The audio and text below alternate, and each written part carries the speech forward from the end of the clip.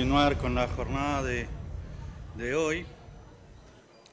En este momento vamos a iniciar el módulo 4 y nos va a acompañar en la siguiente charla aporte de tricoscopía digital en el diagnóstico y seguimiento de alopecias, el doctor Esteban Cobian.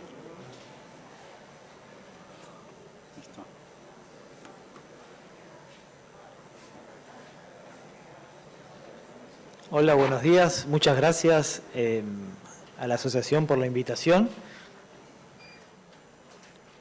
Bueno, hoy yo soy Esteban Cobian, yo soy médico dermatólogo, estoy especializado en la parte de enfermedades del cuero cabelludo y hoy me gustaría hablarles un poco sobre la utilidad de la tricoscopía digital que usamos en el diagnóstico y en el seguimiento de todos los pacientes con enfermedades del cuero cabelludo.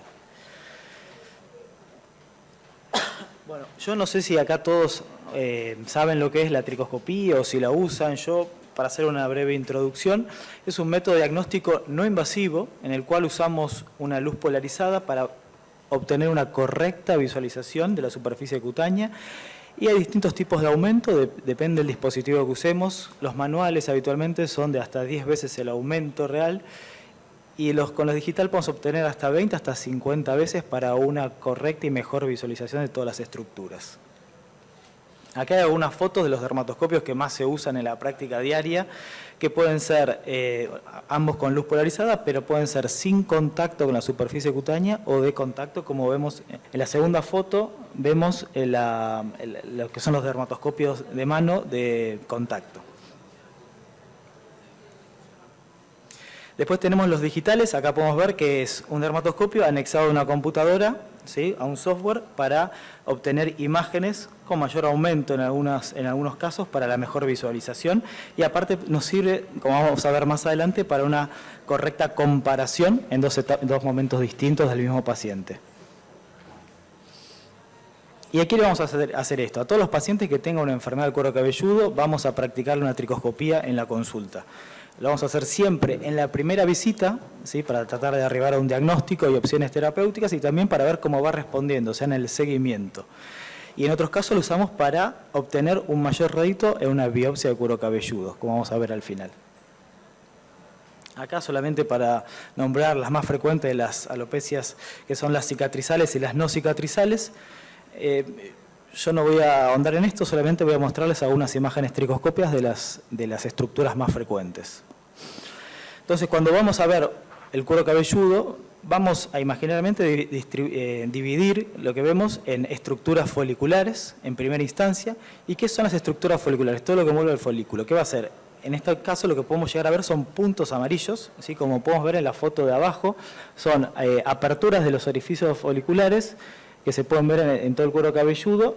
Esto nos va a hablar principalmente de alopecias no cicatrizales y va a corresponder al depósito de sebo y queratina en un folículo vacío, como por ejemplo lo podemos ver en la calvicie masculina o en otros casos de, por ejemplo, en otra enfermedad llamada alopecia areata.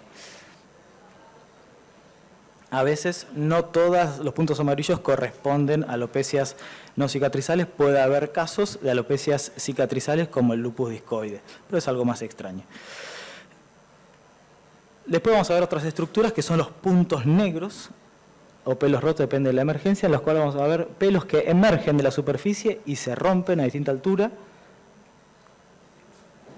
Y otros pelos que se llaman en signo de admiración, que son pelos que emergen y son más finitos en la parte de emergencia y se van engrosando hacia distal. Eso habla de un proceso agudo, por ejemplo, lo vemos en patologías como la alopecia areata.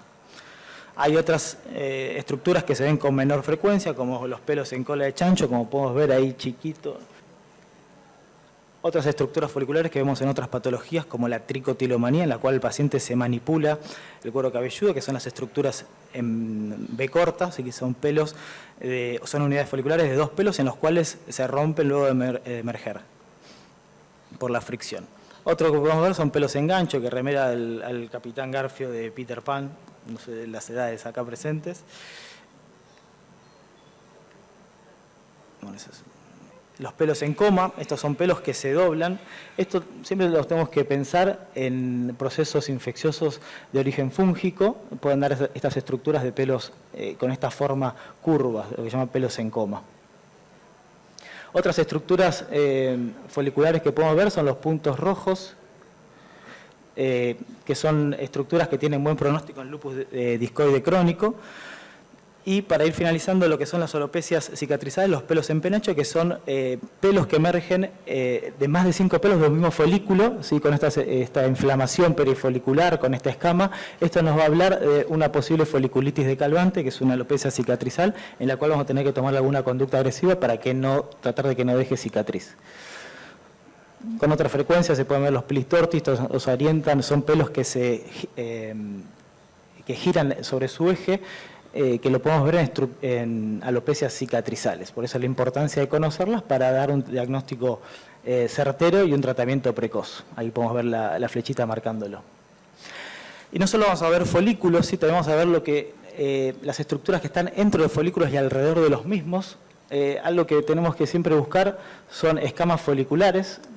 Esto nos va a orientar también a lo que son las estructuras, las alopecias cicatrizales, y la escama interfolicular, que esto nos va a hablar, por ejemplo, de una dermatitis seborreica o una psoriasis del cuero cabelludo. Siempre ver dónde se encuentra la escama nos va a orientar hacia qué tipo de alopecia estamos. Las pústulas también, que pueden ser perifoliculares, como por ejemplo una foliculitis, ¿sí? Donde va a haber una inflamación del folículo, o interfolicular también. Lo vamos a ver en otras patologías, como por ejemplo una psoriasis pustulosa del cuero cabelludo. Por eso es muy importante ver la correcta, cómo está el folículo, para de ahí hacer los diagnósticos diferenciales. Acá todas las estructuras que vamos a ver son las vasculares, ¿sí? Como están los vasos en el cuero cabelludo. Por ejemplo, en la psoriasis de cuero cabelludo vemos una distribución homogénea de puntos rojos, y cuando vamos con mayor aumento con la tricoscopía digital, vemos estas estructuras como en bucles, ¿sí? En bucles rojos. Esto nos va a hacer una orientación hacia la psoriasis del cuero cabelludo. Otra patología que es un diagnóstico diferencial es la dermatitis seborreica, en los cuales vamos a ver otro tipo de vasos, ¿sí? Como más arborizantes, como vasos que se van ramificando en el cuero cabelludo.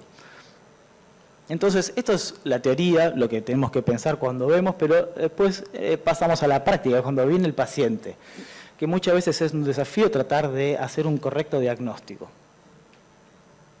Entonces, yo acá lo que voy a decir son algunos pasos que hago cuando veo al paciente por primera vez.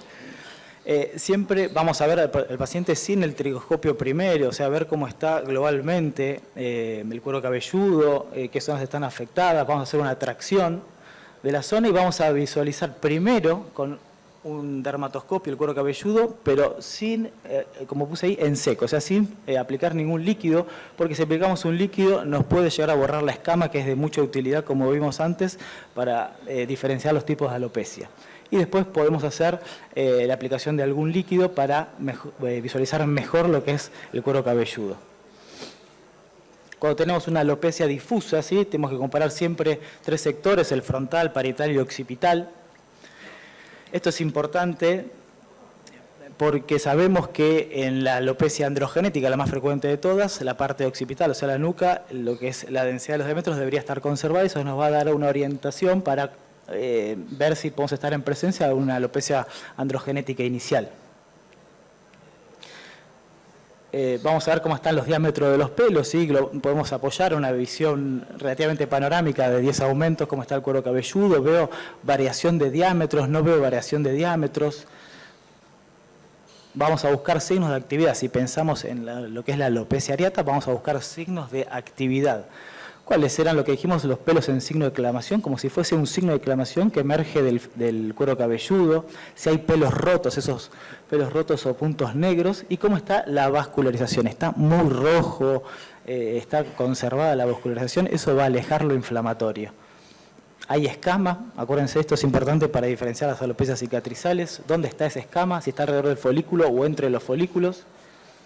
¿Y cómo está la línea de implantación frontal? ¿Hay pelo? ¿Hay vellos? ¿Sí? Porque esto nos va a diferenciar la otra patología que hoy en día está muy de moda, que es la alopecia fibrosante frontal. Acá vemos, esta es una línea frontal en la cual vemos la ausencia de pelos de vellos, entonces esto nos va a hacer pensar en una alopecia fibrosante frontal. Cuando viene un paciente que le falta un parche de pelo, vamos a ver cómo está el centro de ese parche y cómo está también la periferia. Eso es importante verlo porque eso también nos va a orientar si puede progresar o no la enfermedad. ¿Hay folículos? ¿Esos puntos amarillos están presentes o no están? ¿Es una alopecia cicatrizal o no? ¿Hay signos de actividad? ¿Hay escama? Todo eso es importante conocer para saber la actividad. Y como dijimos, ver la periferia para ver la parte sana, para ver si puede haber signos de incipiente de una patología que va a progresar.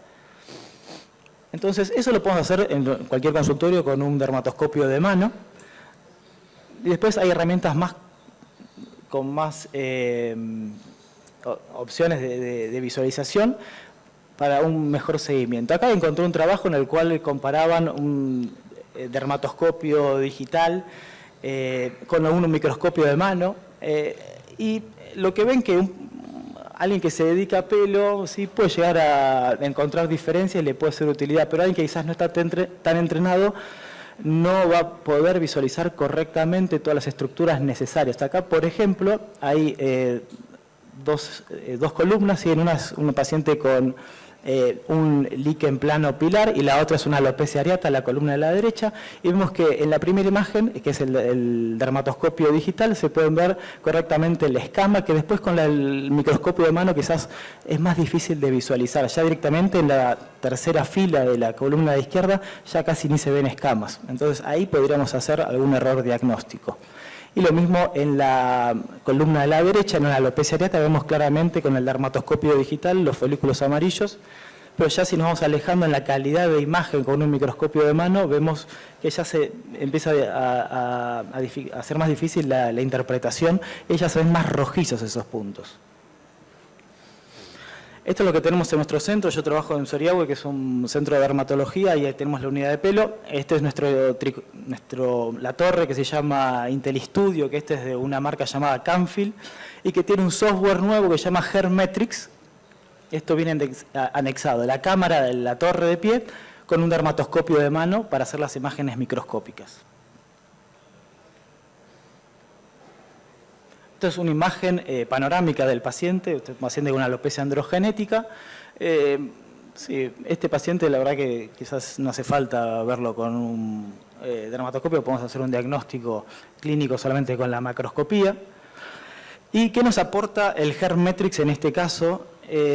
Acá nosotros marcamos siempre 3 puntos, lo que es la línea, la parte frontal, la media y la coronilla. Esos son los 3 puntos, ¿sí?, para hacer los seguimientos de las alopecias androgenéticas. ¿Y qué nos aporta? En primera instancia vemos de manera colorida cómo están los diámetros de los pelos. Vemos los pelos de mayores diámetros color verde, los que se van afinando a amarillo, y los que son los miniaturizados, que lo que queremos tener la menor cantidad de pelos, también nos los va a marcar. Acá hay otro paciente que ya, bueno, con un seguimiento macroscópico ya podemos ver un cambio, lo que es principalmente a nivel frontal. Vemos un engrosamiento, esto solamente con tratamiento médico. Y cuando usamos el software, la inteligencia artificial que trae el Hermetrix, podemos ver la comparativa en lo que es, por ejemplo, hay 3 meses de diferencia. Vemos en los datos que están en la columna, el cuadro de abajo a la derecha, podemos ver cuál es el ratio, o sea, la cantidad de pelos terminales comparado con los pelos bellos, ¿sí? Podemos ver cuál es el diámetro de pelos promedio, podemos ver la cantidad de unidades foliculares por centímetro cuadrado, y esto nos va a servir principalmente para tener un reporte cuantitativo, ¿sí? Ya deja de ser especulativo, con un reporte cuantitativo de si el paciente mejoró o no. Esto también es muy importante, pacientes que dejan el tratamiento, vienen al control posterior y vemos que hay un empeoramiento. Vemos que en el mismo sector comparamos con que son casi 3 meses de diferencia, vemos que hay un empeoramiento, hay un aumento de la cantidad de pelos que se afinaron, los pelos bellos, ¿sí? Entonces esto nos va a dar la pauta y también le da importancia al paciente para que pueda tener adherencia al tratamiento. Acá se los puse con mayor aumento, todo lo que podemos calcular con este software. Como dijimos, acá lo que yo más importancia le doy es el ratio de pelos terminales y pelos bellos en la primera fila, el diámetro promedio de los pelos y la cantidad de unidades foliculares por centímetro cuadrado. Eso nos va a dar también la tasa de respuesta al tratamiento. Acá hay otros ejemplos, vistas panorámicas con otro software distinto, esto se llama Photo Finder, en los cuales hacemos la vista panorámica, pero también tenemos la posibilidad de hacer la vista microscópica, por ejemplo, de pacientes con una alopecia areata, ¿sí? Vemos acá bitemporal, en las cuales podemos ver que de un lado no vemos signos de actividad importantes, podemos pensar que es un área que está respondiendo favorablemente, y otro área del lado izquierdo donde vemos todavía signos de actividad como los pelos rotos, los puntos negros, entonces eso nos va a marcar que debemos ser más agresivos en ese sector del cuero cabelludo. Como dijimos al principio, también nos va a servir para obtener una biopsia que nos dé mayor rédito a la hora del estudio histopatológico para un mejor diagnóstico.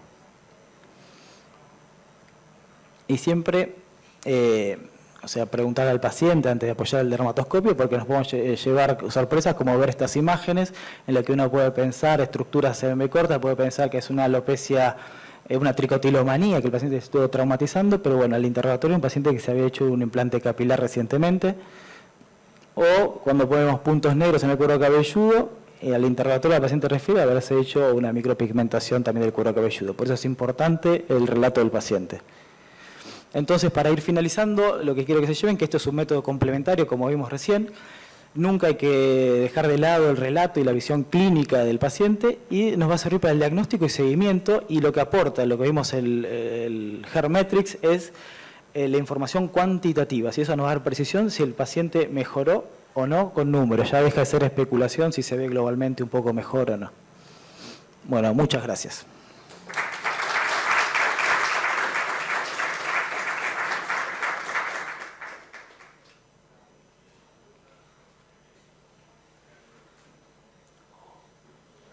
Bueno, continuando con el programa, a continuación tenemos manejo no quirúrgico de la alopecia androgenética femenina por parte de la doctora Mariana Martín.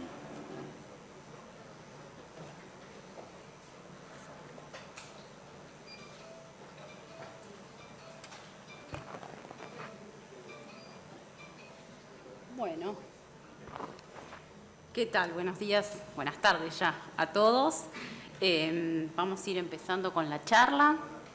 Y antes que nada me voy a presentar, soy médica dermatóloga, soy especialista en pelo, formé parte del Hospital Italiano durante muchísimos años como médica asociada y actualmente dirijo mi centro que es Piel y Pelo. Y lo que vamos a hablar hoy es del manejo práctico de la alopecia androgenética, para que no sé para qué lado va, no, para el otro, ahí está. Entonces, esta entidad es una entidad que afecta la calidad de vida y que en algunas circunstancias está subdiagnosticada, principalmente en mujeres de edad joven, mujeres jóvenes en las que asumimos que la paciente seguramente tiene un efluvio telógeno y que va a ceder este cuadro, pero a la larga va pasando de dermatólogo o de tricólogo en tricólogo hasta que alguien le hace el diagnóstico. Y la verdad es que al ser una patología crónica requiere que nosotros le expliquemos bien al paciente cómo va a ser el manejo a largo plazo en su vida. Y después también otra cosa que está pasando en la comunidad médica es el temor al manejo de antiandrógenos en mujeres por el tema del embarazo, ¿sí? Así que vamos a hablar un poquito de esto. Entonces nos vamos a encontrar con mujeres jóvenes y con mujeres más grandes, ¿sí? Las mujeres jóvenes no tenemos que asumirlas como un efluvio telógeno, que es algo que suele pasar, tiene una alopecia por estrés o seguro es la época del año, sino agarrar el dermatoscopio, como dijo el doctor Cobian, y mirarles la línea de implantación, mirarles la raya, observar un montón de cosas que nos van a dar claves para poder hacer ese diagnóstico. Y hoy me voy a enfocar en el manejo práctico, de qué hacer con estas pacientes. Y una de las primeras preguntas que nos va a hacer la paciente o algún otro profesional que no se dedique tanto a esto es: ¿y tiene un problema hormonal? ¿Y cómo están los andrógenos? ¿Altos? ¿Bajos? ¿Qué está pasando con las hormonas de esa paciente? Y pueden estar o normales o aumentados, claramente. ¿Y cuál es el escenario más frecuente? Es que sean normales, ¿sí? Entonces, existen algunos signos clínicos que a nosotros nos van a hacer sospechar que ese paciente tiene los andrógenos aumentados, que es lo que se llama síndrome Saja, con seborrea, acné, hirsutismo y alopecia. Entonces, estas 4 cosas tenemos que interrogarlas en el laboratorio para ver si hay algo que nos haga sospechar en alguna patología hormonal. Y estas son las patologías más frecuentes, ¿bien? El síndrome ovario poliquístico, la hiperprolactinemia, la hiperplasia suprarrenal congénita, la insulinoresistencia y los tumores productores de andrógenos. Estos no son tan frecuentes, pero tenemos que estar con los ojos abiertos, más que nada cuando empiezan con una alopecia muy súbita, muy severa, y en mujeres un poco más rondando la menopausia, ¿sí?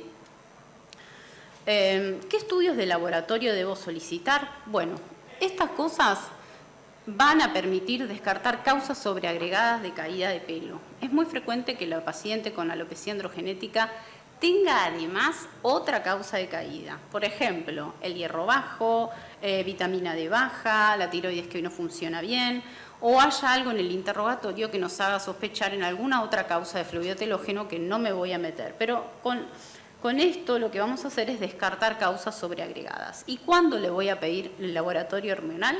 Si sospecho hiperandrogenismo. Si no sospecho hiperandrogenismo, en mi criterio no es necesario pedirlo. Y otra cosa muy importante para no hacer lío es pedirlo del tercer al quinto día del ciclo menstrual. Eso nos va a dar un laboratorio fidedigno que correlacione con la patología de la paciente. Si se lo pedimos en otro momento o si está tomando anticonceptivos, ese estudio no va a tener relevancia. Entonces, si quisiéramos pedirlo, porque necesitamos hacer el diagnóstico de una determinada cosa y la paciente está con anticonceptivos, hay que suspenderlo por 3 ciclos al menos.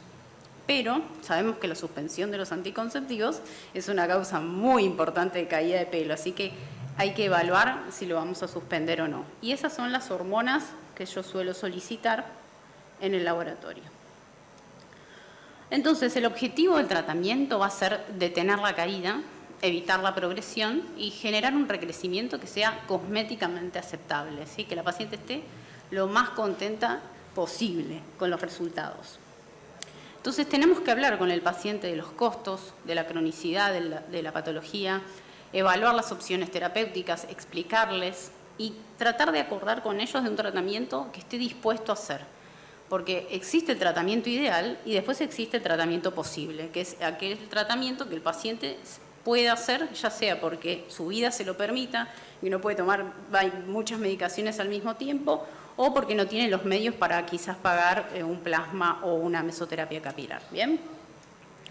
Entonces, vamos a ir hablando del tratamiento. Creo que los tratamientos combinados son la estrategia que a mí me ha resultado más efectiva, en donde vamos sumando las efectividades de cada uno de los tratamientos, ¿sí? Vamos a hablar del manejo práctico en el consultorio, de cuáles son los más utilizados y qué interrogantes surgen frente a una determinada circunstancia, principalmente con los efectos secundarios que nos pueden traer. Estos son los 4 grupos grandes de tratamientos que utilizamos: el minoxidil tópico y el oral, los antiandrógenos periféricos, los centrales y obviamente los tratamientos complementarios. Acá se los desgloso un poco más y vamos a ir viendo un poco del número 1, que a mi criterio es el minoxidil oral. ¿Sí? El minoxidil oral ha surgido en el último tiempo como una estrategia que los tricólogos utilizamos con mucha frecuencia y la verdad es que ha cambiado el manejo de los pacientes clínicamente. ¿Bien? Surgió primero el minoxidil tópico, que todos conocen, la loción o la espuma. La forma oral vino después y actualmente se está hablando del minoxidil sublingual y vamos a hablar un poco de esto. ¿Qué hace el minoxidil? Si se acuerdan las fases del pelo, lo que va a hacer el minoxidil es acortar la fase telógena y prolongar la fase anágena. ¿Bien? Y vamos a ver que el minoxidil tiene fama de vasodilatador y si ustedes les pregunto qué hace el minoxidil, lo primero que me van a decir es que es vasodilatador, pero la literatura muestra en estudios que son pequeños o en estudios en animales que tendría otras funciones, como antiinflamatorio, inductor de la vía de la WNT-betacatenina, que es un proanágeno absoluto, tendría efecto antiandrogénico y activaría la síntesis de ADN y la proliferación celular. O sea que el minoxidil creo que tiene más de una función. Bueno, acá está. ¿Qué es lo que les hablaba recién? ¿Sí? es vasodilatador, es antiinflamatorio a través de la inhibición de la interleuquina 1, activa la vía esta de la WNT beta-catenina porque produce la activación de factores de crecimiento endógenos y también inhibiría a la 5-alfa reductasa. Ahí les dejo la cita por si ustedes lo quieren leer, es un artículo muy interesante. ¿Y qué pasa con el minoxidil tópico? Allá por el año 63 creo que empiezan a aparecer los estudios en donde se evaluaba el minoxidil como un antihipertensivo, ¿sí? Lo utilizaban y la mayoría de los pacientes en dosis de 80, 100 miligramos desarrollaban hipertricosis, más de la mitad. Entonces ahí dijeron, bueno, lo vamos a empezar a utilizar en forma tópica para la alopecia. Y así fue cuando empezaron con el minoxidil al 2% en hombres, después al 2% en mujeres, y así fueron subiendo los porcentajes hasta llegar al 5%. ¿Sí? Inicialmente aparece como loción. La loción tiene una desventaja, que es que puede producir prurito porque está diluido en propilenglicol, y dermatitis de contacto. Eso hace que el paciente tenga picazón, molestias, se le engrase el pelo, no quiere utilizarlo y bueno, aquí surge la espuma como una estrategia cosmética un poco más aceptada por los pacientes, ¿sí? La aplicación de tretinoína, otra cosa que no les dije es que el minoxidil, para ser una droga activa, pasa de minoxidil a sulfato de minoxidil por una sulfatación que se produce en la vaina radicular externa si lo aplico a nivel local o en el hígado si lo tomo oral. Esa sulfatación puede estar incrementada por la tretinoína, ¿sí? Entonces, algunos pacientes que no son respondedores podemos adicionar tretinoína como una estrategia para que tenga una mejor respuesta, y este estudio habla de esto. Desde el grupo español participa, grupo español para los que hacemos pelo, somos dermatólogos, lo súper respetamos. Y otra cosa que tenemos que preguntarle a los pacientes es si toman aspirinas, ¿sí? Paciente que no responde muy bien al minoxidil, interrogar el tema de la aspirina, porque la aspirina es un inhibidor de esta enzima, entonces no estaría pasando de la forma de la prodroga a la droga. Entonces, para ir hablando un poco más de la adherencia, creo que el uso una vez por día de minoxidil al 5% mejora, digamos, la chance de que el paciente se lo ponga al producto y disminuye también la dermatitis de contacto. Esto ya lo hablamos de la mala cosmética y el riesgo de dermatitis de contacto. El minoxidil local puede producir hirsutismo, ¿bien? Entonces, en estos contextos de mala cosmética y de dermatitis de contacto, quizás la espuma es una mejor opción, colocarla una vez al día, y en algunos pacientes vamos a considerar la forma oral. En el caso de hirsutismo, esto lo dice la literatura, preferir minoxidil al 2%, a veces combinarlos con antiandrógenos, porque ya el hirsutismo de per se tiene riesgo de generar más hirsutismo, ¿sí? Y esto creo que es uno de los estudios boom de los últimos tiempos del grupo español, con 1.404 pacientes, en donde nos habla que el minoxidil oral es una droga segura, que tiene pocos efectos secundarios, más o menos ronda el 20%, en donde el hirsutismo es el más frecuente, y solo, miren esto, 1.7% de los pacientes discontinuó el uso. ¿Qué quiere decir esto? Que algunos efectos secundarios son molestos, pero que los podemos manejar, que el paciente prefiere tener un poco de hirsutismo, pero prefiere tener pelo en la cabeza, ¿sí? Y en mi experiencia personal también lo veo todos los días. No me molesta, doctora, que tengo un poco de pelo acá, me lo depilo, se terminó el asunto, pero el minoxidil me hizo muy bien al cuero cabelludo, así que no voy a dejarlo. Y estas son las dosis que, como ven, en mujeres son distintas a las de hombres. Mujeres empezamos con 0,5 y en hombres con 2,5, y si hacemos incrementos pequeños cada 3 meses, más que nada porque ese es el tiempo que tardan en desarrollar el hirsutismo, ¿sí? Y también tenemos las dosis máximas en mujeres de 2,5 y en hombres de 5 miligramos. Obviamente que estas dosis son variables y algunas patologías que no son la alopecia androgénica pueden requerir otras dosis. Bueno, no quiero meterme tanto, pero ven que los efectos secundarios tienen como una correlación temporal. La taquicardia aparece rápido, el aturdimiento, que también es frecuente, puede aparecer dentro de la semana. Algunos pacientes pueden referir cefalea, que es entre los 15 y 20 días, y la retención de líquido y la hipertricosis aparecen en forma tardía, 45 a 90 días. Casualmente ayer una me escribió que tenía retención de líquido y hacía 3 meses que estaba con minoxidil. Así que esto les va a servir para ver si lo que le está pasando al paciente tiene una correlación. Vamos a hablar de los efectos secundarios del minoxidil oral y vamos a hablar de esto que es el efecto shedding, que pasa y asusta. Si uno no se lo explica, el paciente, ¿qué hace? Deja el tratamiento y ¿qué genera? Desconfianza. Entonces ese paciente no vuelve porque empieza a tomar el minoxidil y resulta ser que se le cae más el pelo. Entonces hay que explicárselo. Se van a desprender los pelos telógenos, a vos los pelos telógenos no te sirven, se van a caer aproximadamente un mes y después van a empezar a crecer, va a empezar a crecer el pelo y vas a estar contenta. Pero tenés que atravesar la tormenta y uno les explica eso y el paciente lo acepta, ¿sí? Bueno, el hirsutismo, lo que les decía, evaluar la posibilidad de aumento de dosis si el paciente no tiene una buena respuesta cada 3 meses. Los pacientes que desarrollan hirsutismo pueden depilarse. Y este estudio mostró la caracterización del hirsutismo. Todas aquellas pacientes que tenían hirsutismo por minoxidil presentaron, digamos, fueron evaluadas. El 60% requirió depilación y el 40% no les molestó. Siguieron con su hirsutismo por la vida. Y solo un 4% dejó el tratamiento, ¿sí? Entonces eso habla de que los resultados son muy positivos y que el hirsutismo en algunos pacientes no les molesta tanto. Y es muy frecuente que aparezca en la zona de mejillas y en la zona de la sien, ¿sí? Es ahí el lugar que más frecuentemente va a aparecer.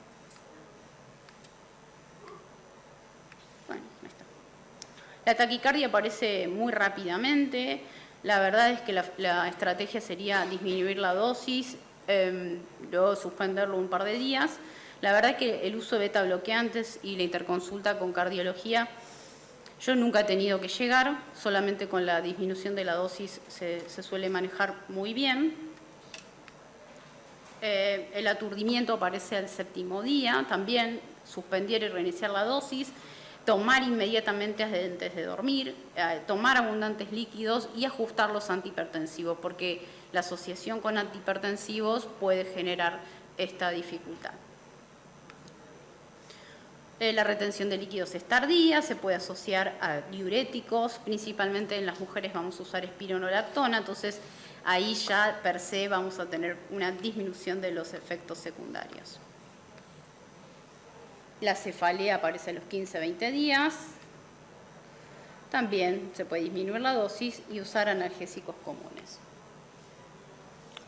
Al minoxidil se puede dar de día o de noche, es una pregunta que siempre me hacen. Ay, doctora, lo tomé de día, no me pasó nada. Bueno, está muy bien, estos estudios hablan que la repercusión a nivel de la tensión arterial es muy, muy baja y que si el paciente no tiene una tendencia a ser hipotenso y que se le baje la presión por cualquier cosa, bueno, puede tomarlo de día. Y eso aumenta la adherencia, porque generalmente toman otro antiandrógeno, como dutasteride, y bueno, ahí los pueden asociar juntos. Bueno, no pasa bien esto, chicos, no sé qué pasa. Ahí está. Entonces, estos son los antiandrógenos. Los más frecuentemente utilizados son el finasteride, el dutasteride y la espironolactona. El finasteride y el dutasteride son categoría X en el embarazo, ¿sí? Pero en algunos pacientes vamos a tener que usarlos.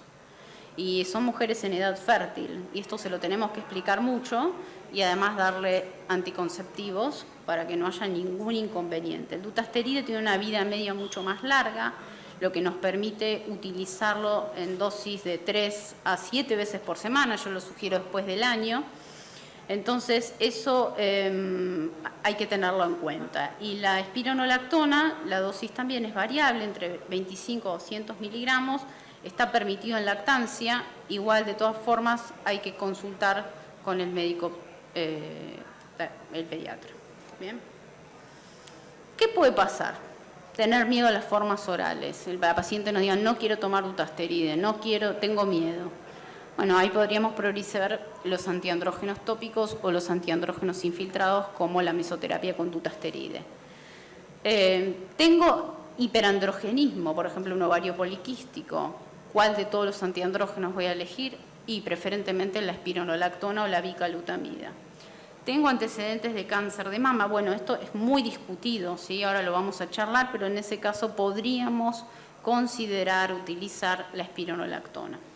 Otra cosa que a mí me gustó es en aquellas mujeres que no quieren usar antiandrógenos orales, bueno, podemos usar los que son en loción.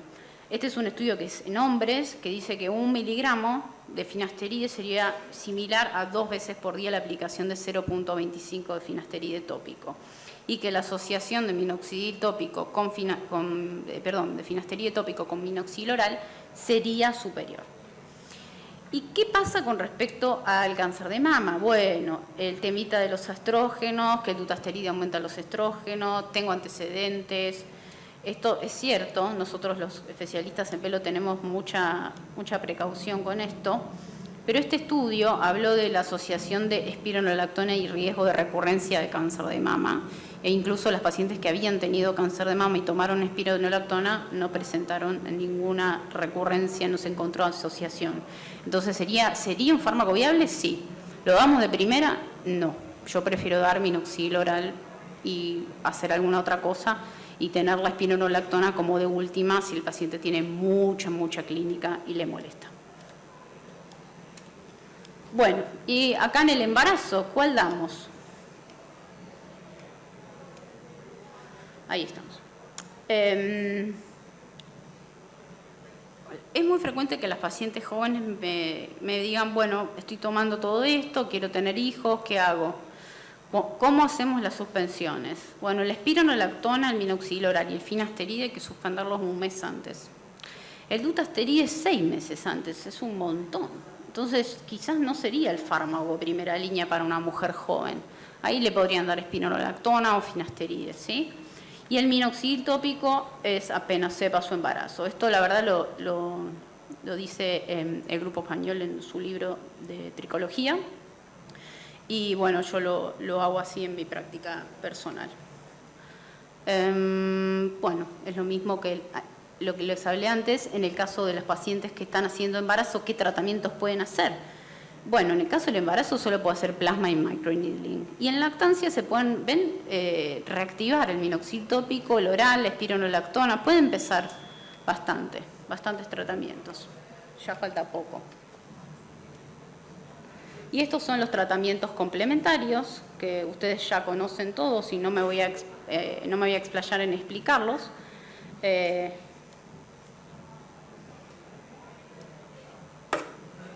No sé por qué no pasa.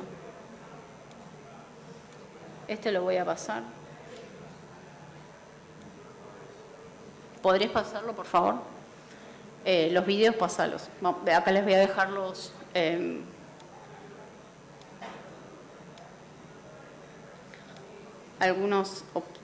algunos casos que tengo para mostrarles. Por favor, ¿lo puedes pasar? Esto ya no nos da el tiempo, pero este sería mi tratamiento de elección, ¿sí? Minoxidil oral con minoxidil tópico que puedo asociarlo no finasteride y antiandrógenos orales, y considerar tratamientos complementarios ante poca respuesta o como una opción.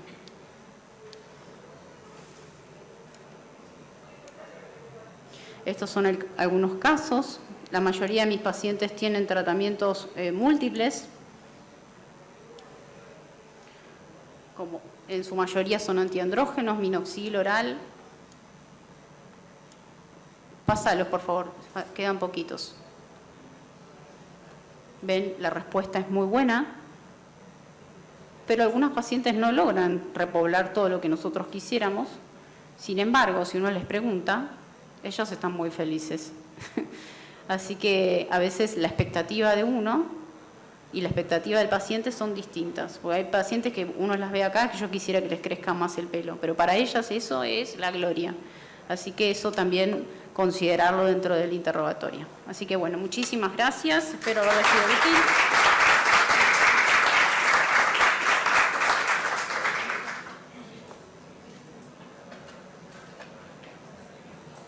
Bueno, agradecemos a la doctora Mariana Martín por esta charla tan interesante. A continuación, la charla que vamos a tener es Beneficios y cuándo realizar Body Hair Transplant, a cargo del doctor Mariano Calero.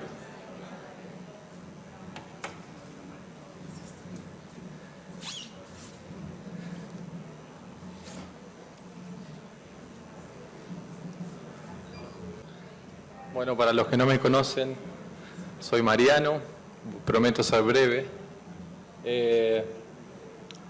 Vamos a hablar de los beneficios y cuándo realizar un BHT. Considero que esta técnica, la verdad que no todavía tocó su techo, o sea, es una excelente herramienta que para los que saben realizarla, me parece que es una herramienta excelente y que promete un montón de cosas, pero todavía no tocó su techo y creo que, como dice el dicho, lo mejor está por venir. Vamos a hablar un poquito de la definición.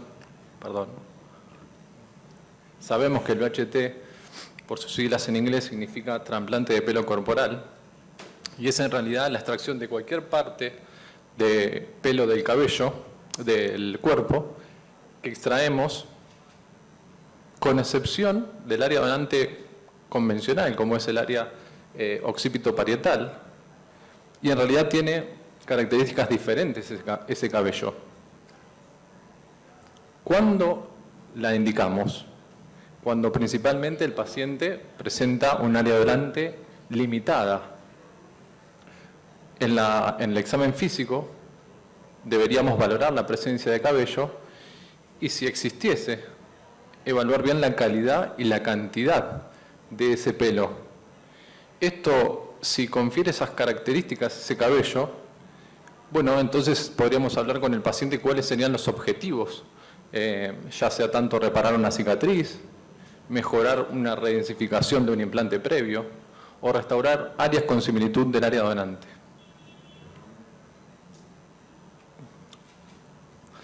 Bueno, cuando viene un paciente a la consulta con estas cabezas, antes decíamos, la verdad que no puedo ayudarte, lamentablemente, lo mirábamos, le damos una palmadita en la espalda y le decíamos, la puerta está por allá, la verdad que no tengo nada que te pueda hacer.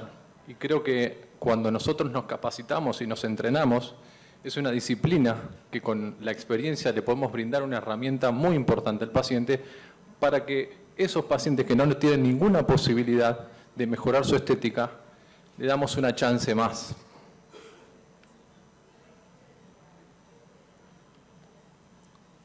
Dentro de los beneficios, sabemos que en realidad cumple la función de ampliar la zona donante, el uso de cabello de otras partes del cuerpo y la posibilidad de obtener un mayor rédito de unidades foliculares. La similitud del área donante con la zona receptora y también permite complementarse con otras técnicas de camuflaje como son la dermopigmentación capilar y también el uso de fibras capilares.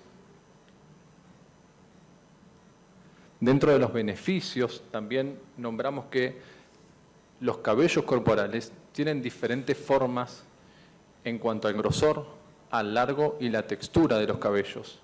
Esto nos confiere ciertas particularidades que deberíamos tener en cuenta a la hora de llevarlos de un lado para el otro, y sabemos que principalmente los cabellos de la barba son excelentes a la hora de cubrir un vértex, una cicatriz.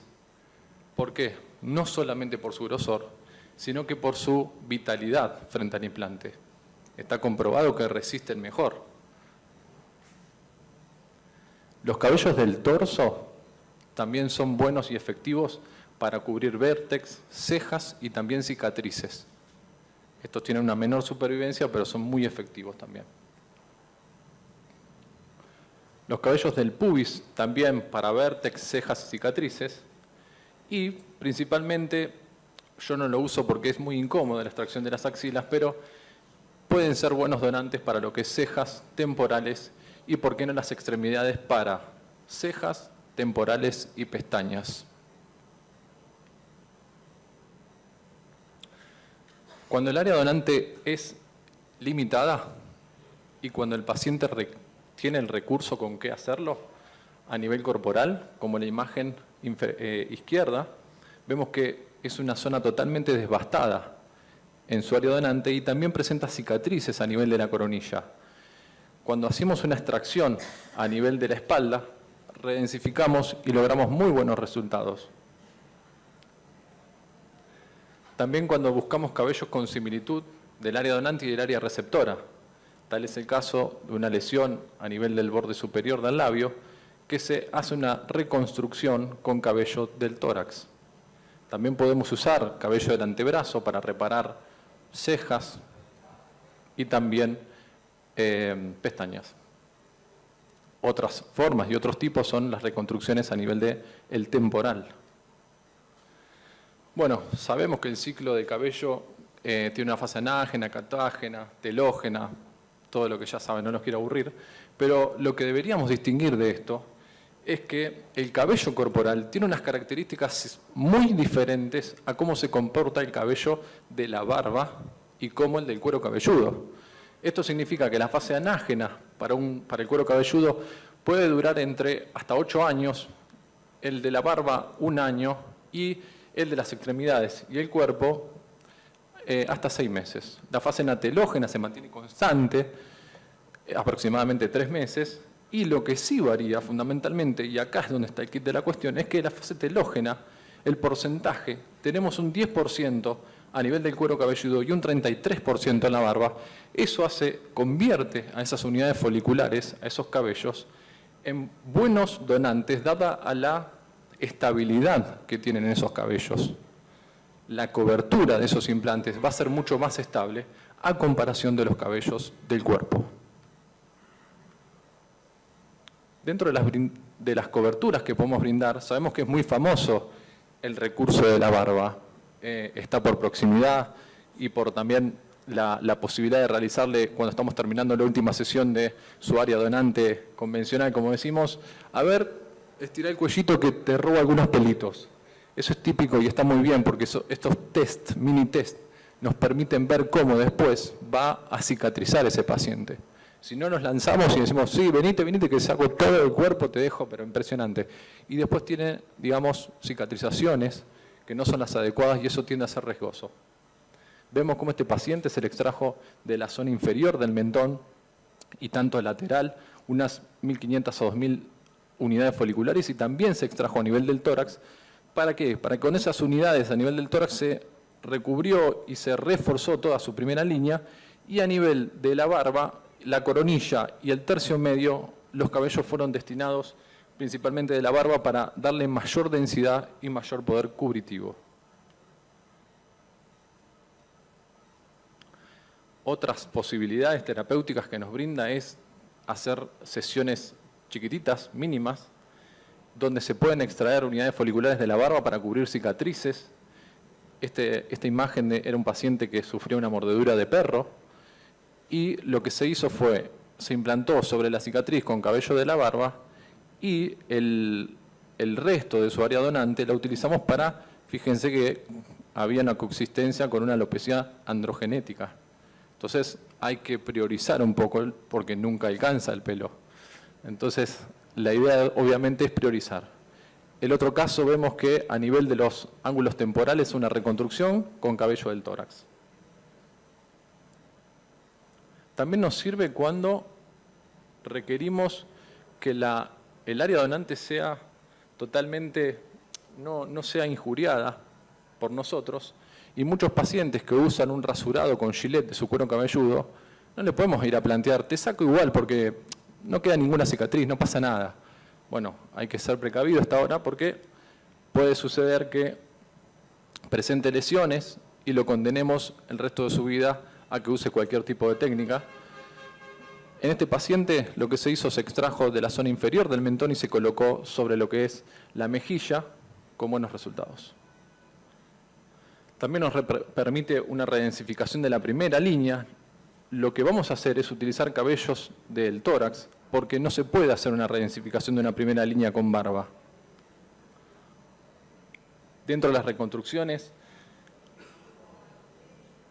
una de las que me gusta preferentemente, yo creo que está subindicada y es una excelente herramienta, como el paciente este donde se extrajo vello púbico para redensificar sus cejas. Recordemos que las cejas presentan aproximadamente unas 150 a 250, como decía la doctora Laura, y necesitamos unidades de un solo cabello, por lo cual siempre necesitamos ese condicionante y eso el cabello corporal lo posee.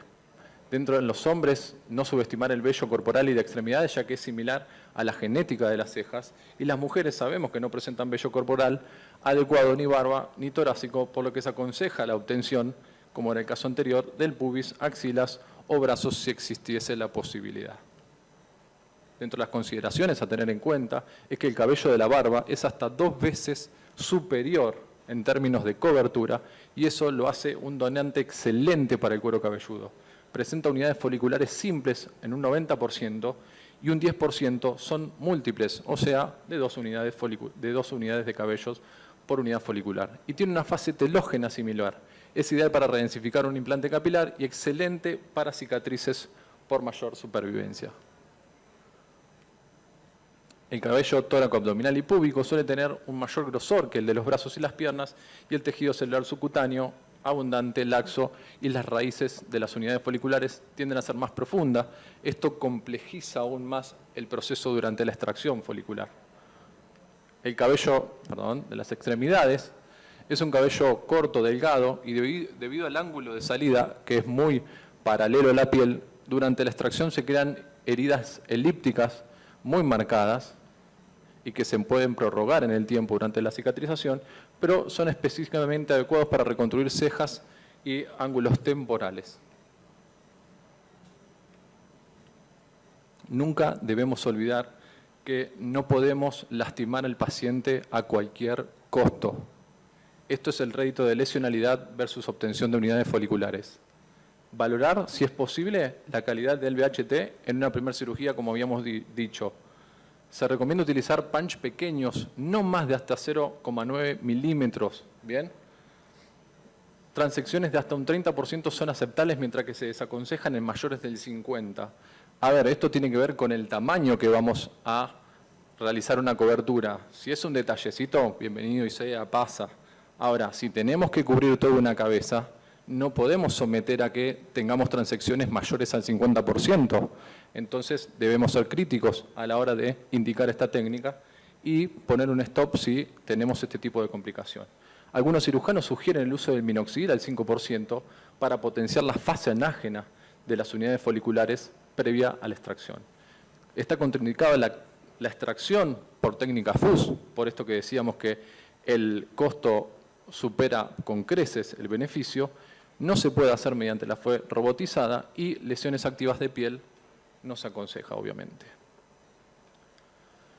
Dentro de los riesgos que tenemos, obviamente la cicatrización hipertrófica o queloide, lesiones visibles como puntos blancos hipopigmentados, defectos de relleno por abuso de extracción. Muchas veces veo la imagen de que el tipo se va como un colador a la casa.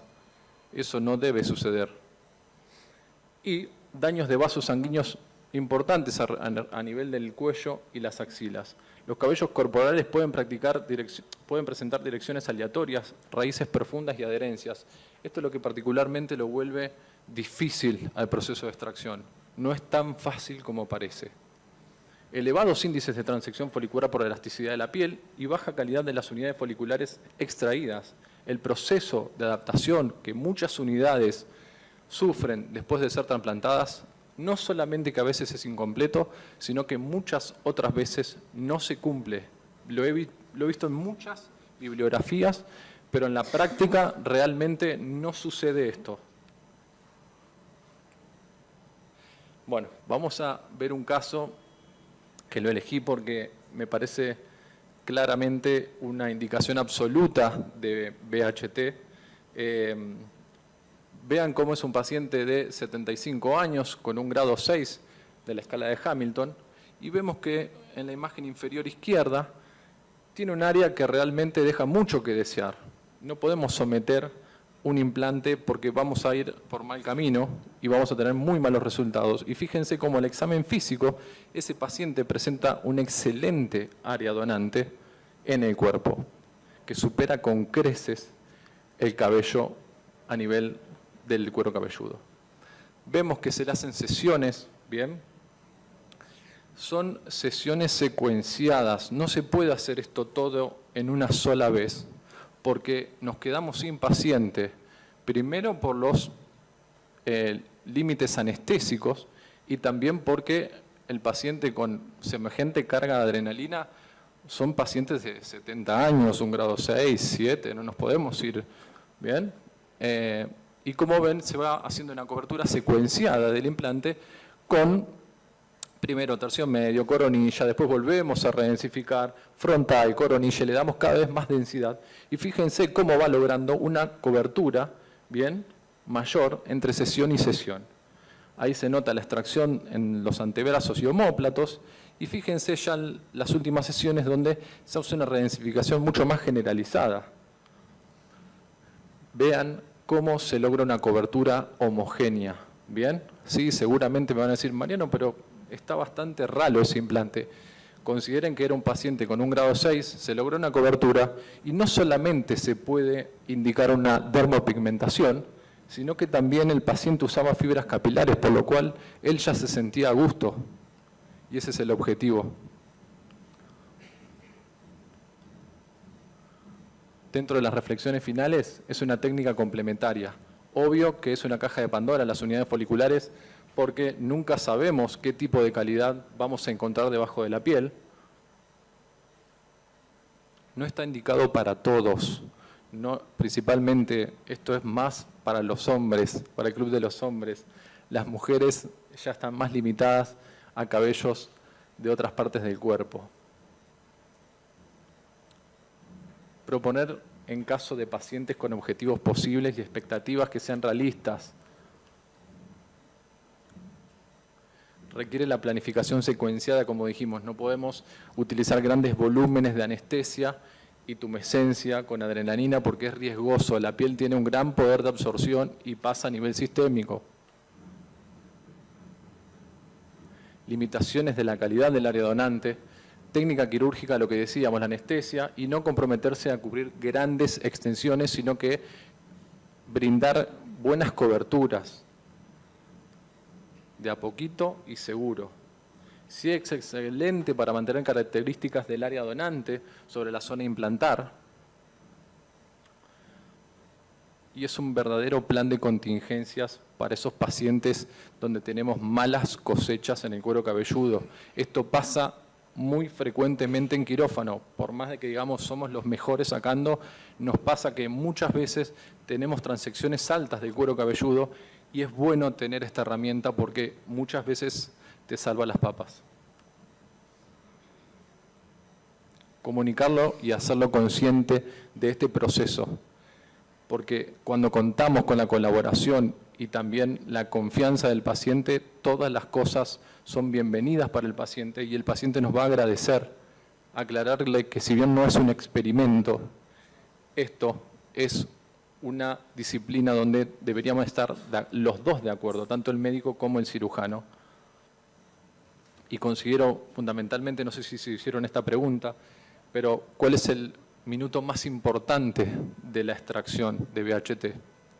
Y como les decía, es tomarse el tiempo cuando finaliza el procedimiento de extracción a nivel del cuero cabelludo y decirle, te robo un minutito más, vamos a probar para ver cómo sale tanto del tórax, del pubis, porque es una herramienta válida que después podemos potenciar y es un indicador muy importante cuando tenemos buenas extracciones, contar con un recurso más. Muchas gracias.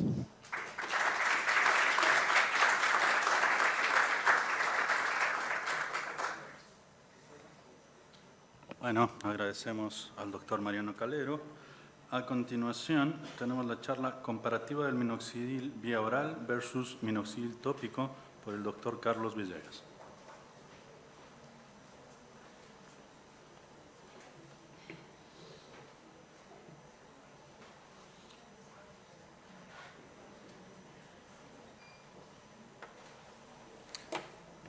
Hola, soy el doctor Carlos Villegas. Muchas gracias por la invitación a este cuarto congreso de la Sociedad Argentina. Soy médico cirujano y director de Capilea Chile.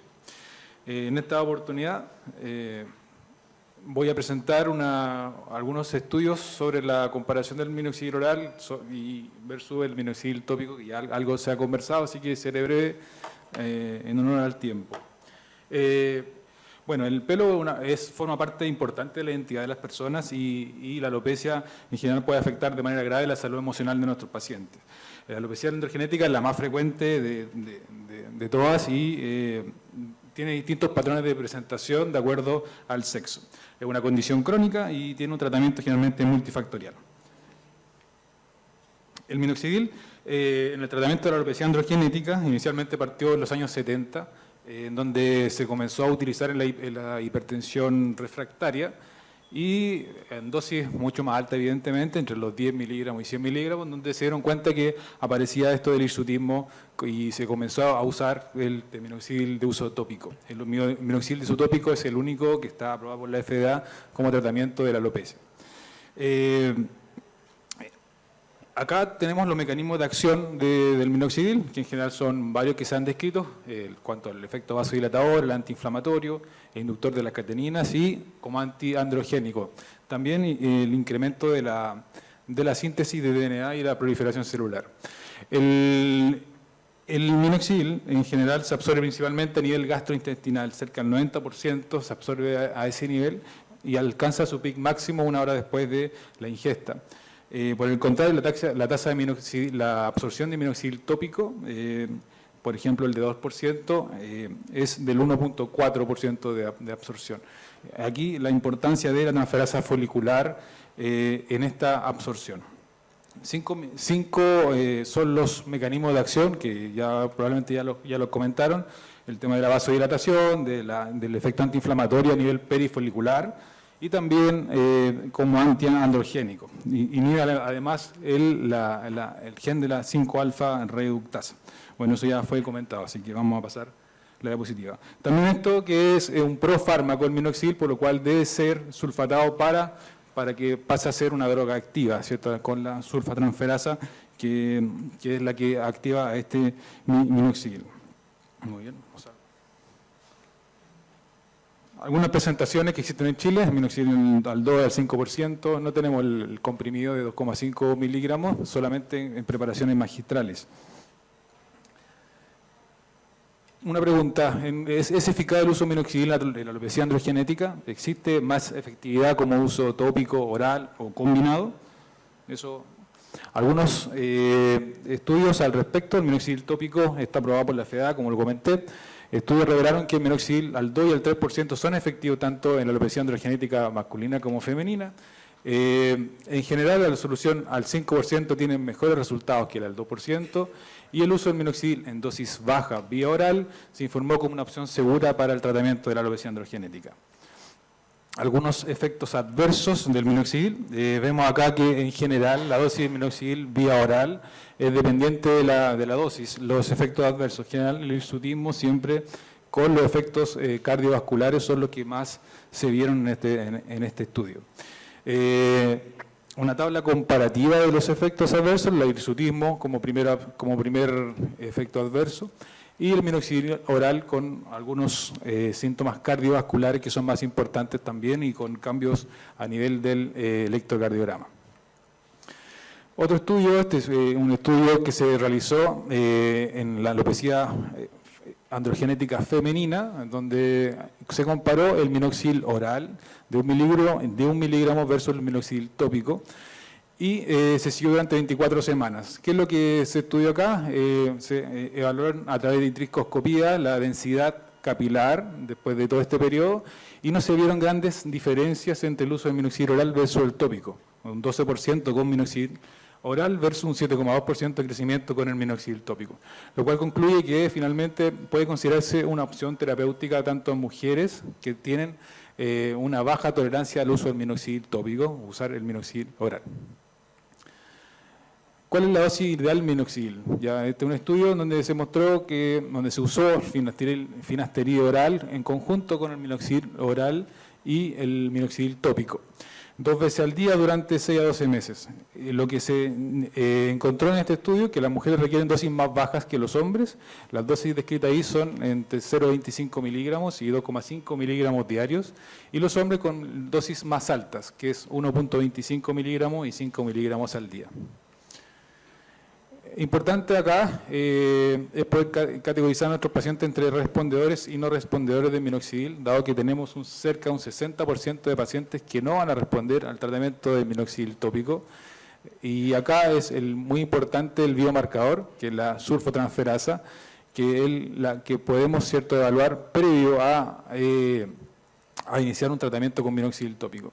Importante que la expresión de esta sulfotransferasa en el cuero cabelludo puede variar entre todos los pacientes, y eso nos explica el por qué hay distintos tipos de respuestas clínicas en el uso del minoxidil. Esto es interesante en cuanto al minoxidil oral, donde nos plantean 5 beneficios del minoxidil oral sobre el tópico, donde primero parece ser más conveniente o más fácil tomar el minoxidil que usarlo vía tópica. En forma cosmética, el minoxidil oral no produce estos cambios de coloración ni deja residuos en el cuero cabelludo. Es menos costoso el minoxidil oral. Como ayudante en terapia mejora los resultados y generalmente tiene mucho mejor adherencia que el tratamiento con minoxidil tópico. Respondiendo a la interrogante, ¿es eficaz el uso del minoxidil en la alopecia androgenética? ¿Es más efectivo el uso oral, tópico combinado? Los estudios revisados en general nos muestran que sí, son efectivos. En general ambas presentaciones pueden presentar beneficios como riesgo, por lo cual tenemos que ver cada uno de nuestros pacientes.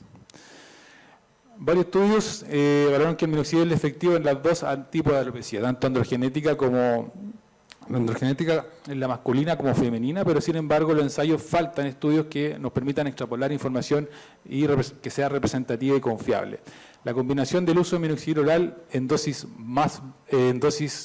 bajas más el minoxidil tópico es una práctica muy común en la clínica, pero faltan estudios que nos permitan determinar si es que el uso combinado o como monoterapia es mejor que el otro. En realidad la incorporación de la biología molecular en este tipo de estudios es súper importante para poder determinar si es que finalmente los pacientes antes de iniciar un tratamiento son respondedores o no respondedores al minoxidil.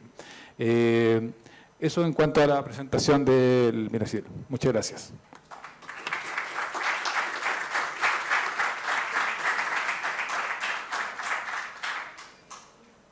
Bueno, agradecemos al doctor Carlos Villegas por su presentación. A continuación tenemos la presentación Complicaciones postquirúrgicas a cargo del doctor Gabriel Cohen.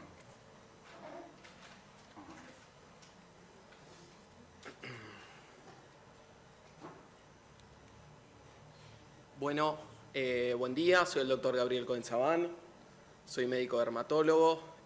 Primero y principal quiero agradecer a la asociación y al doctor Bruno Schifferman por invitarme a dar esta charla. Perfecto. En el día de hoy voy a hablar de complicaciones postquirúrgicas. Afortunadamente las complicaciones postquirúrgicas no son frecuentes en la cirugía capilar, pero como dice mi buen amigo el doctor Gonzalo Cardés, que está ahí sentado, solo el que no opera no tiene complicaciones. Ahí va. Los objetivos de esta charla son conocer cuáles son los riesgos del procedimiento que realizamos, intentando reducir al máximo el margen de error y si nos toca la mala fortuna de enfrentarnos ante alguna de estas situaciones, saber cómo resolverlas para minimizar los daños. Como dije, afortunadamente no son frecuentes, sobre todo las graves. Y en el día de hoy vamos a intentar en los minutos que tenemos jerarquizarlas, ya sea por frecuencia o por gravedad. La mayoría de las revisiones coincide en ordenarlas de esta manera, las vamos a dividir en complicaciones generales y después según la zona que afecten, tanto la zona donante como la zona receptora. En lo que respecta a las complicaciones generales, vamos a hablar del síncope, del dolor, del edema, del prurito, de la infección, del sangrado, la reacción adversa a la adrenalina, que mencionó algo el doctor Calero recién, del hipo y la reacción adversa a la lidocaína. Con respecto al síncope, es una complicación que es más frecuente cuando ya estamos terminando la cirugía. Generalmente en cirugías que se prolongan mucho en el tiempo, es importante evitar ciertos factores que pueden predisponer a que nos enfrentemos a esta situación, como es un adecuado manejo del dolor durante toda la cirugía, recordar a los pacientes que no se incorporen muy rápido debido a la hipotensión postural, de haber estado acostados durante mucho tiempo, y no olvidar mantener un adecuado nivel de hidratación y glucemia en cirugías que pueden durar mucho tiempo.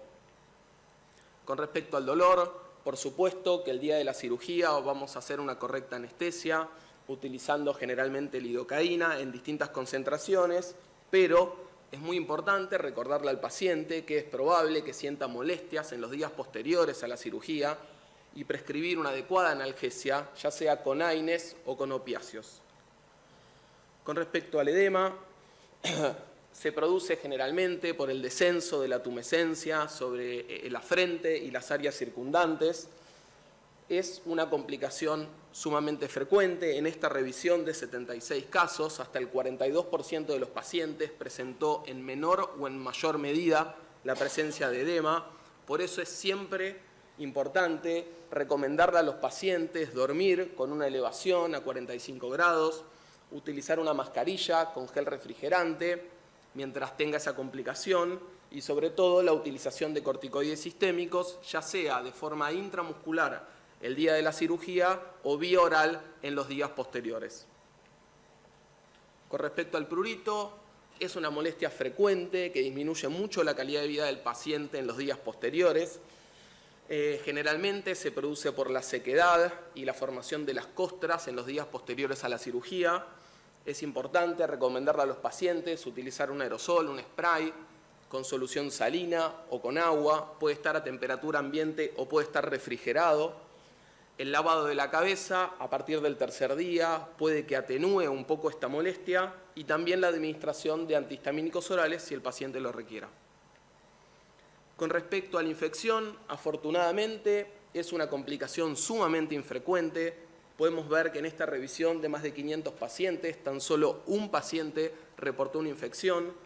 Les traigo acá uno de los pocos casos publicados. Es un paciente que se había sometido a una cirugía con la técnica de FUS, con la técnica de la tira, y a los 7 días del posoperatorio desarrolló una infección con un cultivo positivo para un estafilococo aureus meticilino resistente y recibió un tratamiento antibiótico acorde.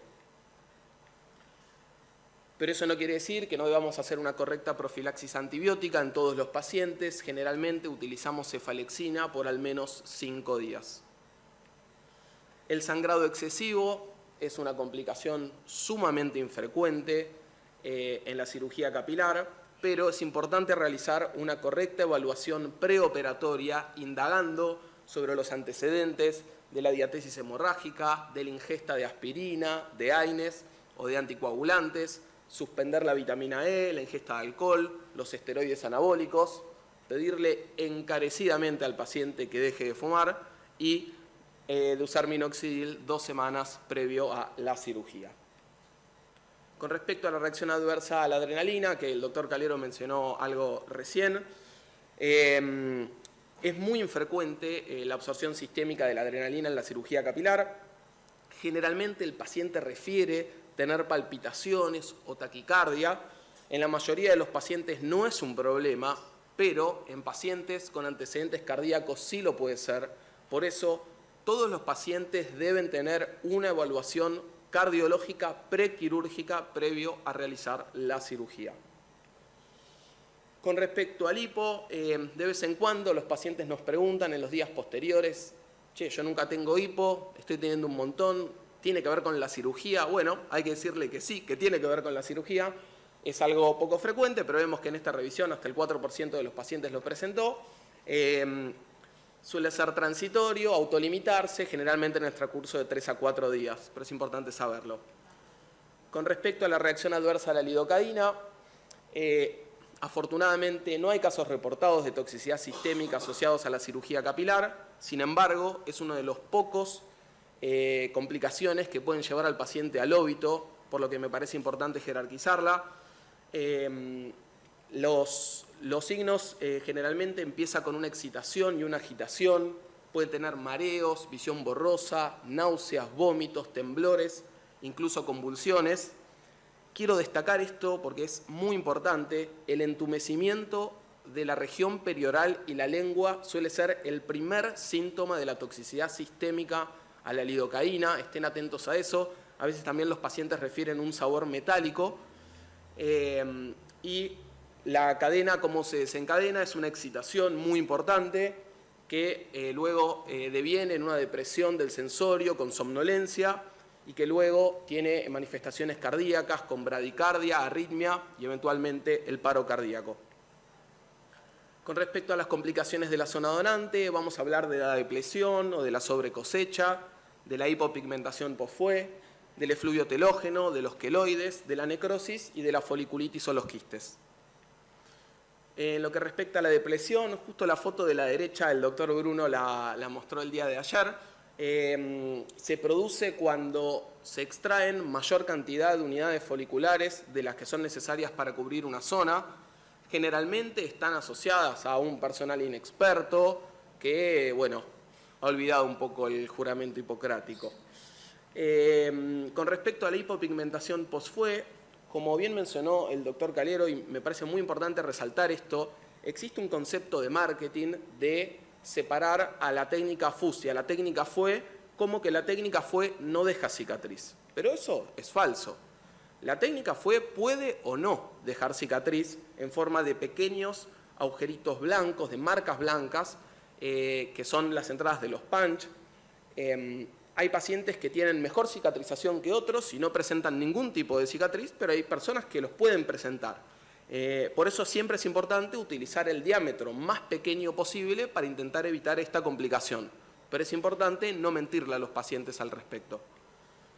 Con lo que respecta al efluvio telógeno, en la zona donante suele aparecer días o semanas después de la cirugía, suele ser temporal y autolimitarse en 3 a 4 meses. Generalmente tiene que ver con la sobrecosecha y o la isquemia, y el minoxidil en loción ha demostrado ayudar un poco al recrecimiento de la zona. Les quiero mostrar un caso que yo operé, era un paciente de 61 años sin antecedentes que vino por un implante en la zona frontal, se le implantaron 2.700 unidades foliculares y el paciente me manda un mensaje y me pregunta si es normal que en la zona donante tengas menos cantidad de pelo al mes de la cirugía. Le digo, sí, no te preocupes, es completamente normal. El paciente viene al mes y me muestra esto. Claro, bueno, esa fue mi cara. Cuando vi al paciente, afortunadamente teníamos una buena relación, le dije que se quede tranquilo, que se iba a resolver, que no se preocupe. Lo que hicimos fue rezar y utilizar un poco de minoxidil en loción, y a los 7 meses el paciente ya había recuperado por completo la zona donante. Afortunadamente el implante también había sido un éxito y todo fue una mala anécdota. Con respecto a los queloides, son una complicación sumamente infrecuente con la técnica FUE. Hay muy pocos casos reportados, están viendo prácticamente las únicas 2 fotos que existen en la bibliografía. Si por casualidad alguno siga al doctor Bisanga, el doctor Bisanga esta semana publicó un artículo en sus redes de un paciente que tenía unos queloides muy importantes también. Como ustedes bien saben, los queloides son un azar. No hay manera de predecir qué paciente va a tener o no la formación de un queloide en todo el cuerpo. Es importante decirle eso a los pacientes, que si bien es muy lejana la posibilidad, siempre existe y uno no lo puede predecir. Existen ciertas predisposiciones étnicas, también aquellos pacientes que tienen antecedentes de queloides, obviamente tienen mayor probabilidad de volver a formarlos, pero no lo podemos predecir. Ambos pacientes recibieron tratamiento con triamcinolona subcutánea, en ambos con muy poco éxito. Con lo que respecta a la necrosis de la zona donante, afortunadamente es algo sumamente infrecuente, están viendo uno de los muy pocos casos reportados. Me pareció interesante mostrarlo porque era un paciente de 22 años, sin ningún antecedente. Habrían usado una tumescencia con una adrenalina de 1 en 100.000. Habían usado un punch de 0,8, un punch no muy grande, y solo habían retirado 950 unidades foliculares. La verdad es que es una verdadera incógnita después de una cirugía tan pequeña cómo el paciente desarrolló esta necrosis tan extensa. Afortunadamente para el paciente, al mes se le pusieron unos expansores y a los 3 meses se le realizó una cirugía reconstructiva y este fue el resultado. En lo que respecta a la presencia de foliculitis y quistes en la zona donante, es una complicación bastante frecuente. Como vemos en esta revisión de 2.896 pacientes, hasta el 7% lo presentó. Tengo que decir que en otras revisiones ese número es bastante más alto y publican que hasta el 20% de los pacientes la puede presentar. Generalmente están asociadas a sesiones con extracciones dificultosas. Recordar que a mayor tasa de transección, mayor es la posibilidad de la aparición de estas lesiones inflamatorias, que son más frecuentes en personas de pelo crespo, justamente por la dificultad que a veces tiene la extracción con la técnica FUE, y que son manifestaciones inflamatorias y no infecciosas, son estériles. Les muestro este artículo que me pareció muy lindo para mostrar, que era un paciente que le retiraron hasta 10 quistes que tenía posterior a la técnica FUE. Con respecto a las complicaciones en la zona receptora, y por un tema de tiempo, vamos a hablar del efluvio telógeno y de la necrosis. La verdad es que un poco el empedrado y el diseño antinatural, el doctor Bruno en el día de ayer mostró algunas fotografías. En lo que respecta al efluvio telógeno de la zona receptora, también se produce días o semanas después de la cirugía, suele ser temporal y resolver entre 2 a 3 meses. La causa suele ser el trauma y la isquemia producida, y tanto la mesoterapia como el minoxidil en loción han probado efectivo acortar ese proceso. Les quiero mostrar un caso mío. Era un paciente de 30 años, sin antecedentes, que tenía una alopecia difusa de la parte frontal, media y en la coronilla. Se le implantaron 3.000 unidades y se hizo mucho foco en la parte de delante y en la parte de la coronilla. Se puso también pelo en la zona del medio y el paciente me manda un mensaje y me muestra esta foto al mes. Y me dice: Gaby, vine para ponerme pelo y estoy más pelado que antes. Y tenía razón. Y esto es muy común. Hay que decirle a los pacientes que van a transitar 2 o 3 meses en donde se van a ver peor antes de verse mejor. Este es un caso bastante extremo. Por suerte le pegué al paciente que esté tranquilo, que no se preocupe. A los 2 meses estaba un poquito mejor y bueno, por suerte ya a los 6 meses tenía un resultado muy bueno y el paciente estaba muy contento. Con respecto a la necrosis, es una complicación infrecuente pero muy temida, justamente porque es muy gravosa para los pacientes. Es importante resaltar que generalmente se ubican en la zona del centro, con una tendencia a estar más del lado derecho que del lado izquierdo. Existen ciertos factores técnicos que pueden predisponer a que nos encontremos ante esta complicación: la presencia del trauma vascular durante la creación del sitio o durante la implantación, densidades altas, mayores a 50, 70 unidades foliculares por centímetro cuadrado, sobre todo en manos inexpertas, y una tumescencia con una concentración muy alta de adrenalina. También los pacientes pueden tener factores predisponentes: pacientes mayores, pacientes con antecedentes de enfermedad vascular periférica, diabéticos sin control, enfermos coronarios o con aterosclerosis, tabaquistas severos, pacientes con antecedentes de anemia falciforme, con antecedentes de hipercoagulación y pacientes que fueron sometidos previamente a cirugías en el sitio que vamos a implantar. Por supuesto, es una urgencia que requiere un tratamiento inmediato. Está descrita la utilización de aspirina vía oral, de vasodilatadores periféricos como la nifedipina o el sildenafil, la nitroglicerina en spray, de la que me voy a referir un poco a continuación, y hay un caso en el que se utilizó la cámara hiperbárica. Me pareció interesante mostrar esto por la magnitud que tenía el estudio. Juntaron 1.580 pacientes y establecieron como criterio que la presencia de cianosis en la zona implantada podía ser un predictor de la presencia de la necrosis, por lo que en 88 pacientes en los que encontraron ese signo utilizaron nitroglicerina en spray un producto comercial que llaman Nitrolingual, que en realidad, como se imaginan, es para la lengua, o sea, es un sublingual, pero igual lo utilizaron de esa forma. Lamentablemente no está disponible acá en Argentina, y de esos 88 pacientes, tan solo 5 evolucionaron eventualmente a una necrosis. O sea, en 1.580 pacientes tuvieron tan solo una incidencia del 0,31%. Y eso lo compararon con un grupo control, que fueron las 1.580 cirugías que en el centro se habían realizado previamente, en el que tuvieron 14 pacientes con necrosis, o sea, un 0,88. Bueno, como conclusiones y para cerrar un poco esta charla, las complicaciones quirúrgicas graves, afortunadamente, son infrecuentes. Hay que intentar reducir al máximo el margen de error, creo que eso es clave. Y es muy importante tener una buena relación médico-paciente, porque a veces tranquilizar al paciente es lo único que se necesita para resolver el problema. Esta es la bibliografía que utilicé para realizar la charla. Y bueno, después de fotos tan feas, les muestro las dos cosas más lindas que yo conozco. Muchas gracias.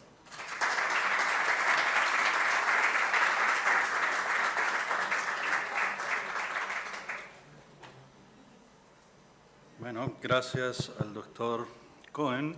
A continuación vamos a pasar a las preguntas en relación al módulo. Por favor, alguien que tenga preguntas.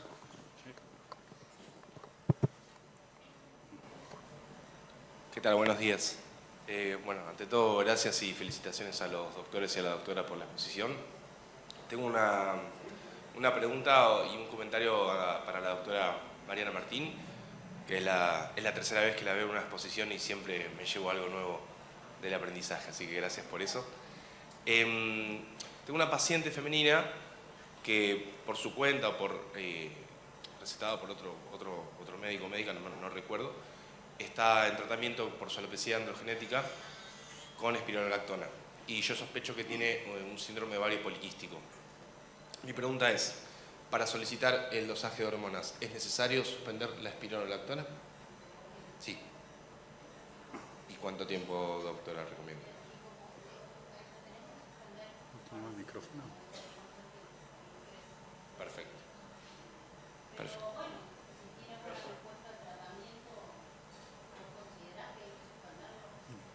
Eso lo voy a evaluar eventualmente.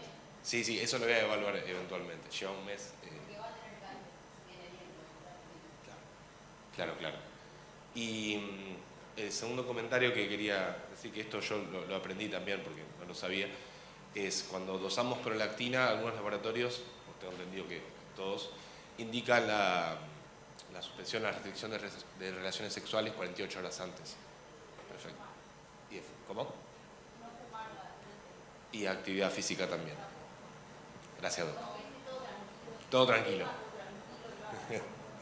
Perfecto. Muchas gracias.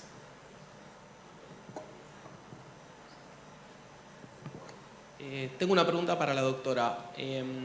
La tretinoína tópica, que habló para estimular la sulfatasa del minoxidil, ¿cómo le indica, digamos, cómo se usa?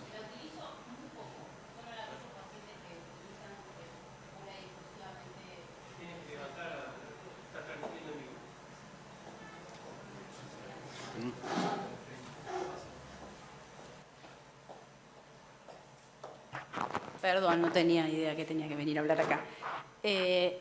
La utilizo muy poco a la tretinoína tópica, ¿sí? Porque utilizo muy poco el minoxidil tópico, ¿sí? Utilizo más el minoxidil oral.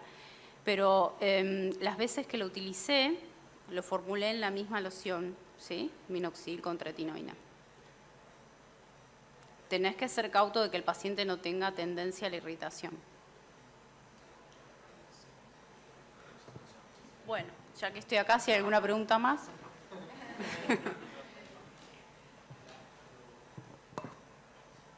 Hola, ¿qué tal? Quería saber la dosis de espironolactona, cuál sería la dosis inicial y para que dé efecto. Bueno, la dosis es muy variable, ¿sí?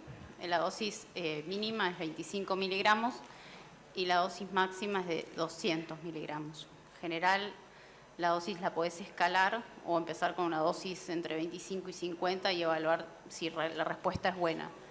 Si la respuesta es buena y tiene un buen recrecimiento, ya no es necesario aumentarla, porque a la medida que vos la aumentás, aumenta el riesgo de efectos secundarios. La dosis que a mí más me sirve es la dosis de 50 miligramos, ¿sí? Si esa dosis de 50 miligramos no me hace muy feliz, la subo a 100. Y en muy pocos pacientes he tenido que subirla a 150. ¿Bien? Así que, bueno. Terminamos. ¿Alguna más? Le quería preguntar por el finasteride tópico, que es Sí. algo que por lo menos yo no he indicado, si siempre utiliza la dosis de 0,25 y en combinación con minoxidil, y a qué porcentaje y cómo lo indica. Bueno, siempre que vos hagas una formulación magistral, es una receta que la podés ir modificando en base a tu paciente. Podés usar minoxidil al 2 o al 5, incluso a veces puedes usarlo al 3% si querés. Y el finasteride sí, suele utilizar 0,25. Mira, con respecto a la frecuencia de aplicación, es muy infrecuente que logre que el paciente se lo ponga 2 veces. Si lográs que se lo ponga una, ya sentite feliz. Sí, si lográs que se lo ponga 2, sería ideal, pero la verdad es que con que se lo ponga una, la verdad que se ve respuesta, ¿sí? Y eso va a generar adherencia en tu paciente. Y para mí es lo más importante, que es la adherencia y la confianza, porque con esto todos sabemos que si el paciente no es consecuente con el tratamiento, el riesgo de recaída es la regla en la alopecia androgenética. Entonces, generar un vínculo en donde uno le va explicando la necesidad de la continuidad. Bueno, me voy.